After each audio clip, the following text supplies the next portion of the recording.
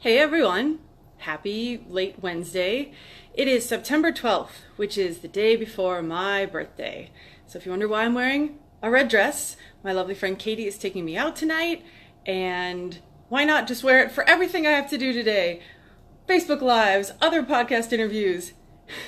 No reason to save things for a special occasion. I have quit saving things for a special occasion because are you alive today? Then it's a very special occasion in my book. So what are we talking about today? This week's quit comes to me as part of what seems to happen to me about every August. So my birthday is obviously September, and every August it seems like some kind of major shift happens. Something will occur to me or something will happen that leads me to really re-examine things. And this re-examining happened kind of slowly. Oh, can you hear the trash trucks? I thought those would just be in the morning. Anyway, this happened over the past, let's say, 3 or 4 months. Now, the quit I'm going to talk about, it has everything. But the main thing it has is quitting an identity. Now, if you don't know what identity is or haven't put much thought into it, think about what your Twitter profile says, or your Facebook profile, or your dating profile, or if somebody said, sum yourself up in 5 words, I think I remember looking up Barack Obama's Twitter profile, and it says something like husband, dad, author, president at the time when I looked it up. That's how Barack Obama sees himself. That's his identity. Those are his identities, right? There's 4 there. And quitting an identity is very difficult because it's essentially saying you're quitting part of yourself or what you think about yourself.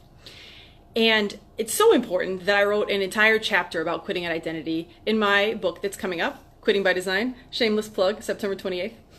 Anyway, in that, I looked at my own, I'm not really big on Twitter, so I pull up my Twitter profile, and it said something like, doctor, lawyer, capoeirista, election reformer, or something like that. And I put in the chapter that, first off, I had to explain what capoeira is. It's a Brazilian martial art that I had been doing for 7 years. And in that identity that I've set up for myself, there it is. There's 2 things that I've spent a lot of time working toward, and then there's this third, martial art I've been doing forever.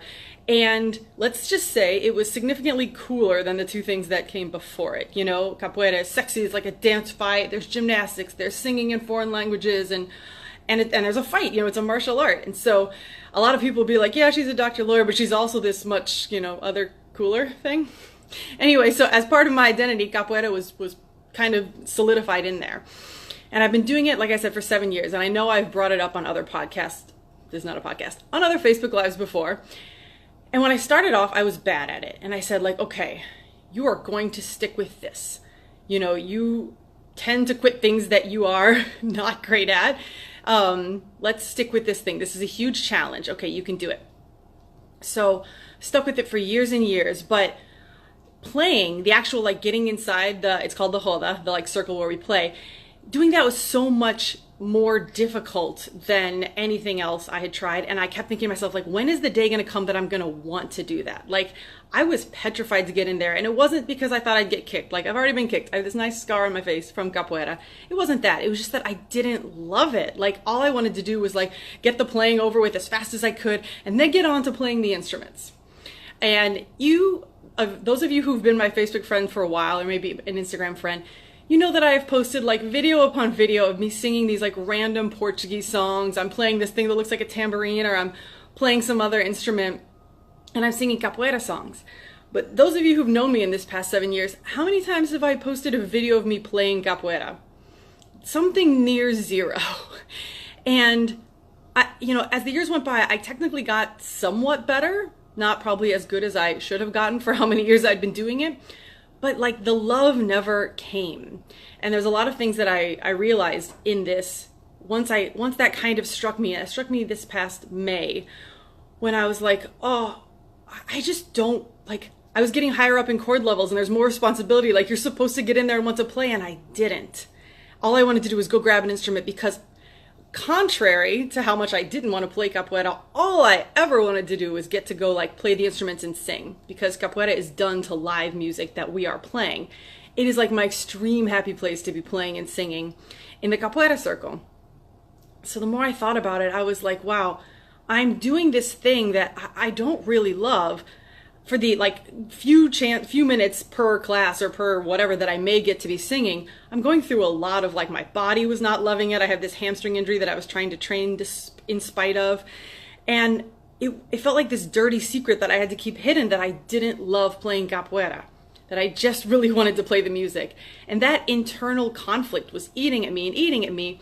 But I kept training, and I started to realize, okay, I'm training and I'm flying over to these events in New York and Paris, all because I thought I should. Because in capoeira, you know, you have, just like any other martial art, there's a teacher, and that teacher might have their master, and it's like this hierarchy of people that are there for your greater good. You know, they are your trainers, they are your teachers, and I love mine very much. Masapeo is my teacher, and my master is Master Jalon. They're amazing, great people.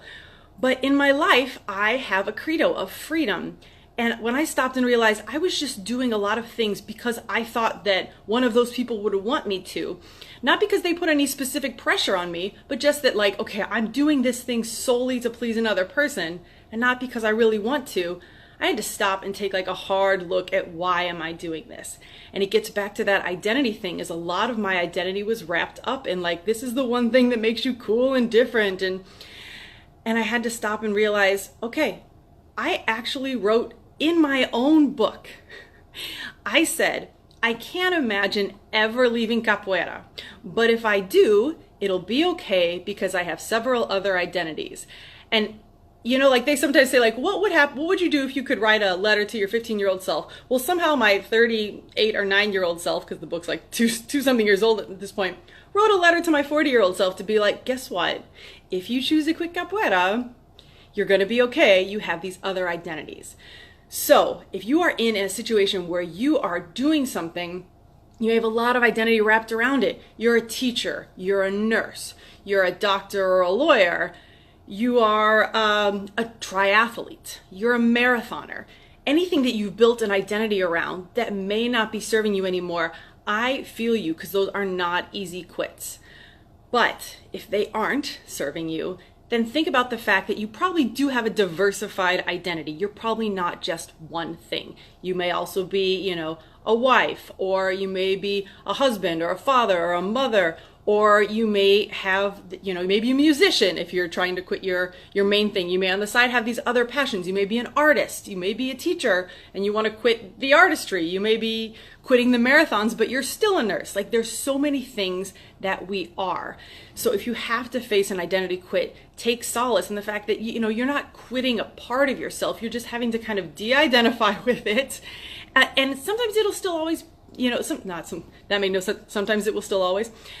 Sometimes pieces that can still be there. Like over the weekend, I was at a Mind Valley Summit, and a friend of mine that I met that weekend also had trained capoeira. So a certain song comes on and he and I start, you know, jingling and doing the things. So it's not like I can never play capoeira again. It's just that I'm not going to be formally training. And that took a lot of weight off of me, because when your credo, like mine is freedom, and you're living your life based on shoulds, even in just one area, that can take up a lot of mental space. Like, there were a lot of activities you might have seen, like on Instagram. I'm now twirling clubs and doing some other fitness things that I didn't let myself do, because I thought, no, you have to be spending your more time in capoeira. You don't get to like try some other things. And since then, I have felt more free. Like, my time is my own. I'm no longer doing anything that somebody thinks I should be doing. I'm doing things that I want to be doing and that I love to do. Now, in that quit, by the way, this is going to be on the episode of Quit Happens Tomorrow in much greater detail. But in that quit, you know, I also had to think about the fears of, what are people going to think when I quit? You know, are you not going to be cool anymore? Are you not going to be interesting? Because people still like, oh, how's being a ninja going? Well, it's going on the back burner is what it's going. And also, you know, people might have had their own thoughts for like why I was quitting capoeira. Oh, did you not get to this level that you wanted to achieve? Or were you having problems? Like, somebody said to me, oh, you're quitting, what's wrong with your teacher? And I said, oh, my teacher is amazing. There is nothing wrong with my teacher. Like, let me take out any thoughts that you had that it was something else. It's just that I don't have the passion for it that I would need to for it to be playing that role in my life. But I had to face the fact that people might have all kinds of thoughts about it, and I don't care. What they think about my choice is not more important than the mental freedom I get from having made that choice. And that's what I want you to remember. Like, if you're sitting there, like something comes to you, this is like, how did I realize I need to make a quit? Well, all of a sudden I was like, I don't love this. I've been feeling a long time like I was hiding the secret that I don't love this. And there are a lot of shoulds involved. None of those sit well with me. Then I had to process, like, how am I going to make this quit? When am I going to make this quit? Well, I had something I had already planned to do. I had a musical performance I had to do. So I'm not going to quit before the musical performance. Quit after that's taken care of. And then also the fears that come with it. And I had to address those.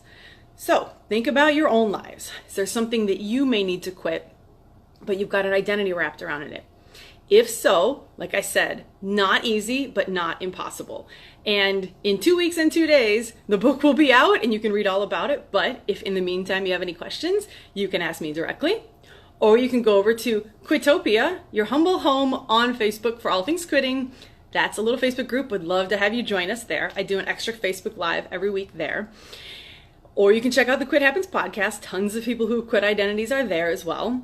Or, follow me on Facebook or Instagram or wherever. But in the meantime, like I said, tomorrow's my birthday and I'm going to play an open mic, not a thing, open mic at Trilogy in La Jolla. My friend Sean and I are going to try to tackle both Michael Jackson and Axl Rose. That should be amusing. If not, it's just straight up terrible. But I invite you to all come out. It's at 7 o'clock at Trilogy in La Jolla. And until next time, my friends, when I'll be older, happy quitting.